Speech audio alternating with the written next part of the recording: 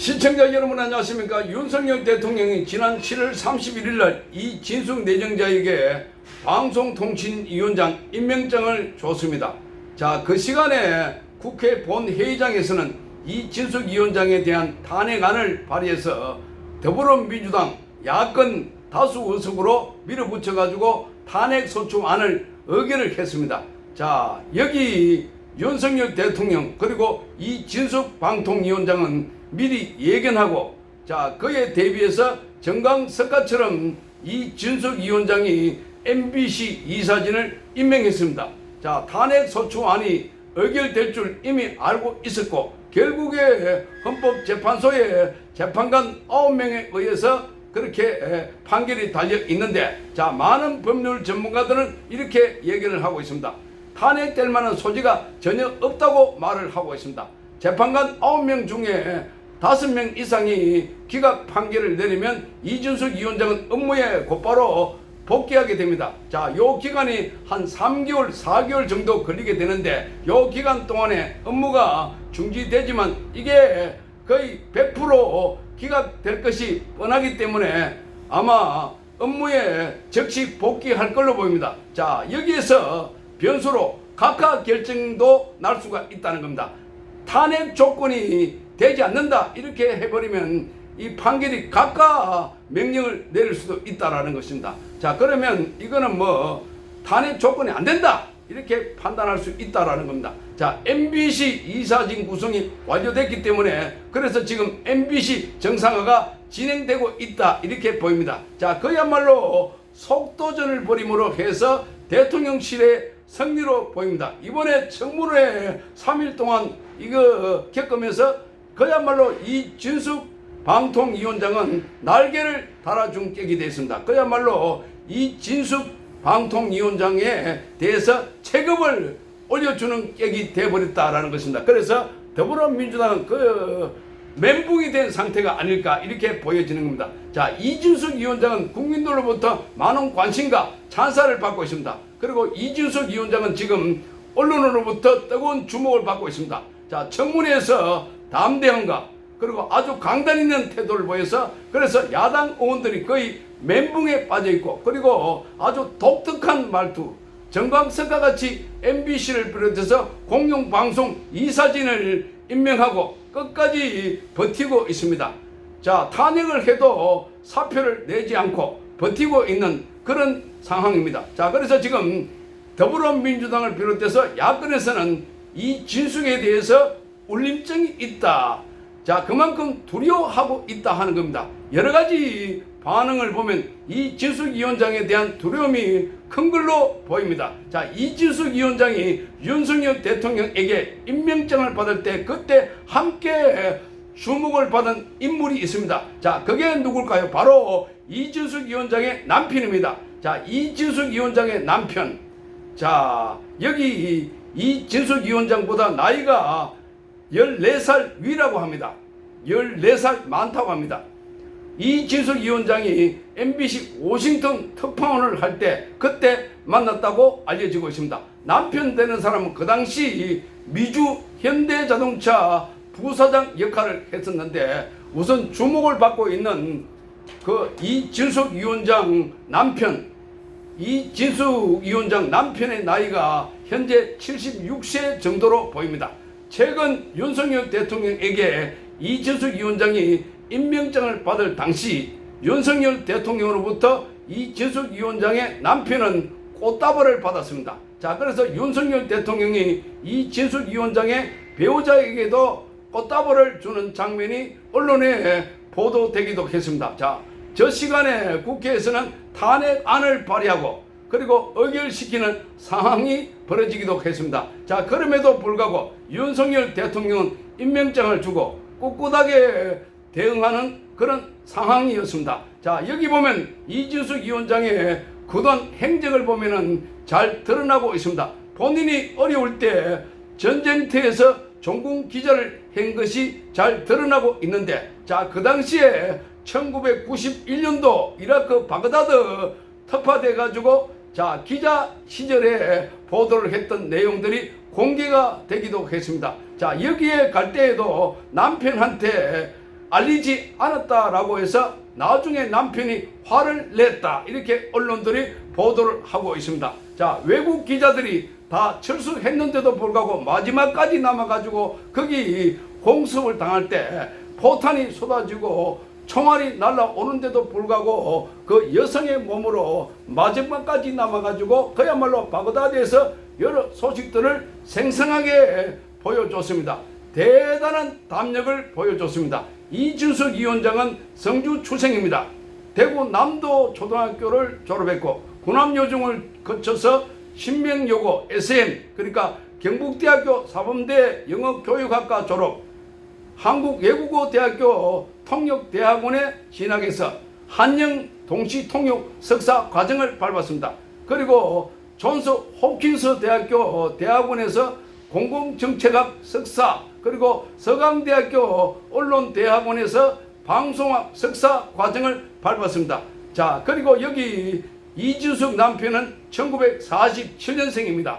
자, 무려 14살이 많다고 합니다. 두 사람은 미국에서 만났고 서로의 딸이 있는 걸로 전해지고 있습니다. 자, 이준석 위원장의 경우는 2019년 10월 달에 자유한국당의 한교안 대표가 영입했다고 합니다. 자, 그래서 윤석열 대선 캠프에서 언론 톱보로 합류를 했고, 그리고 다시 윤석열 대선 캠프 시민사회 총괄본부 대변인 역할을 했습니다. 자, 지난번에 국회 야당 추천 인사 관련 논란으로 그때 국회에 방송통신위원회 상임위원으로 추천됐지만, 그러나 야당이 추천하지 않거나 또는 문제가 있어가지고 그래서 임명되지는 못했습니다. 자, 그래서 지금 김홍일 위원장과 이동관 방통위원장은 탄핵소추안이 발의되기 전에 바로 사퇴를 해버렸지만, 그러나 이준석 위원장은 사퇴하지 않고 헌재의 판결을 지켜보겠다는 겁니다. 자, 여기 보면 이준석 방통위원장은 자, 여성으로서 최초로 방송통신위원장이 된 겁니다. 본인이 사퇴하지 않았습니다. 이준석 위원장 관련 에피소드를 조금 더 보면은, 자, 기본적으로 과거에 이라크에 갔을 때에도 이거는 그때 당시에 언론에 보도된 내용들이라 한번 말씀을 드릴게요. 자, 우리나라 첫 종군 여성 기자다, 이렇게 돼 있고, 자, 그래서 MBC에서 철수하라 이렇게 명령을 내렸는데, 자, 그런데 본인이 그 명령을 어기고 전쟁터에 들어갔다고 합니다. 자, 그게 더 유명합니다. 자, 그래서 바그다드 함락 기사 등의 기사를 특종 보도했습니다. 자, 그래서 인간으로 전쟁을 보는 일은 고통스럽고 특히 어린 생명들이 이라크에서 죽어가는 것을 보는 일은 힘들었습니다, 이렇게 말했습니다. 자, 그러니까 그때 당시 그런 인터뷰를 했습니다. 냉혈한처럼 들리겠지만 기자는 현장에서 육하 원칙으로 사실을 시청자들에게 서둘러 전달해야 했던 직업이었다, 이렇게 말했습니다. 자, 그래서 이라크 발발 직전 3월 18일 날 오전 본사에서 연락이 왔는데 19일 날 오전까지 나오지 않으면 앞으로 이진숙의 어떤 기사도 MBC에서 보내지 않겠다, 이렇게 철수를 하라 했는데, 자, 그럼에도 불구하고 그날 밤 전쟁이 터졌고, 자, 그러니까 전쟁이 터지기 전에 위험하니까 빨리 철수하라는 겁니다. 그날 밤 전쟁이 터졌고 화재 현장은 저 멀리 있는데 본인은 호텔방에 앉아서 인터넷을 통해서 마치 화재 현장에 있는 것처럼 기사를 쓰는 일이 너무나 고통스럽다. 자, 그러니까 현장에 가지 않고 현장에 있는 것처럼 기사 쓰는 게 너무나 고통스럽다. 자, 그래서 바그다드에 입국 비자를 미리 신청해놨기 때문에 그래서 바그다드로 다시 들어갈 수가 있었다. 자, 미사일이 터지는 전쟁터인 바그다드 국정을 넘는 순간 속이 후련했다, 이렇게 말했습니다. 자, 본사에서는 철수하라고 했는데 본인은 그걸 어기고 들어갔다고 합니다. 자, 그래서 현장 취재를 하는 것은 너무나 당연한데 한국에서는 희소성 때문에 대접을 많이 받은 것 같다, 이렇게 소감을 말하기도 했습니다. 자, 국경을 넘으면서 6살짜리 딸 생각을 참 많이 했다, 이렇게 이야기를 전했습니다. 자, 그때 당시에 6살짜리 딸이 있었다. 이렇게 전해지고 있습니다. 다시 이라크에 입국할 때 남편한테도 말하지 않고 입국해서 자 전화를 하니까 남편이 화를 많이 냈다. 이렇게 말하고 있습니다. 자 기자가 현장이 아닌 곳에 있는 것은 너무나 힘들다. 그래서 이미 30차례나 경험이 있어서 살아온다는 희망이 있었다. 이렇게 말하고 있습니다. 자, 그 당시만 하더라도 여성이 전쟁터로 간다는 것, 그게 아주 쉽지 않은 건데, 그런데 본인이 갔다. 이렇게 말하고 있습니다. 자, 이 남편은 신형규 씨. 신형규 씨는 존스 홉킨스 대학교 정치외교학과 석사, 그리고 학부는 서울대학교를 나온 걸로 알려지고 있습니다.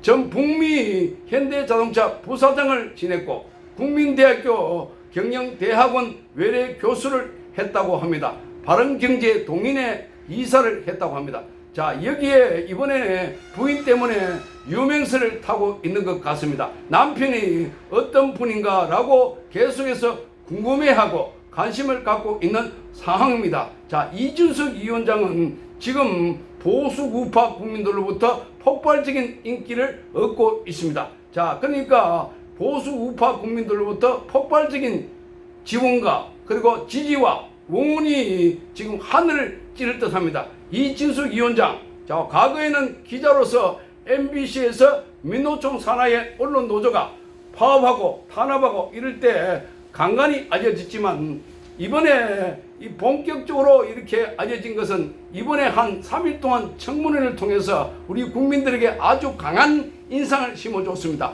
좌파들이 총공세를 펴가지고 온갖 사상검증, 이념공세, 온갖 프레임을 씌워가지고 낙마시키려고 모욕, 그리고 창피, 항복시키려고 온갖 걸 다 했지만 그러나 결국은 꿋꿋하게 견뎌냈다는 겁니다. 자, 5.16이 쿠데타냐 혁명이냐 이렇게 또 물었고, 또 5.18 12.12 사태 이걸 어떻게 생각하느냐, 이에 대해서 이준석 위원장은 이승만 박정희를 존중하면 그구냐, 김대중 노무현을 존경한다고 하면은 센스 있는 지식인이냐 이렇게 물었습니다. 자, 이에 대해서 민주당이 멘붕이 되어버리는 현상이 벌어지기도 했습니다. 이준석 위원장이 보여줬던 담대함, 그리고 흔들림 없는 멘탈, 강인함, 의연함, 그리고 꿋꿋함, 굴하지 않음, 이런 것들이 보수 진영에 있는 국민들로부터 많은 박수 갈채를 받고 있고, 야, 보수 진영에 새로운 지도자가 나타났다, 이러한 지금 보수 진영에 있는 국민들로부터 찬사를 받고 있습니다.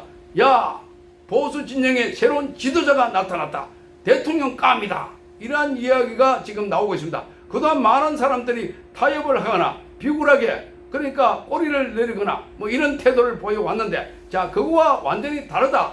지난번에 군 장성들, 자, 이 정청래를 포함해 가지고 자, 법사위원회에서 막 이렇게 겁박 지르거나 이러니까 자, 밖에 나갔다 오기도 하고 이렇게 버벅거리기도 하는데, 거기에 비해서 이준석 위원장이 보여준 태도가 너무나 듬직스럽고, 그래서 이 대번에 지금 곳곳에서 대선 후보감이다, 이런 이야기가 나오고 있습니다. 이준석 위원장과 그 배우자의 이야기를 했습니다. 시청해 주셔서 감사합니다.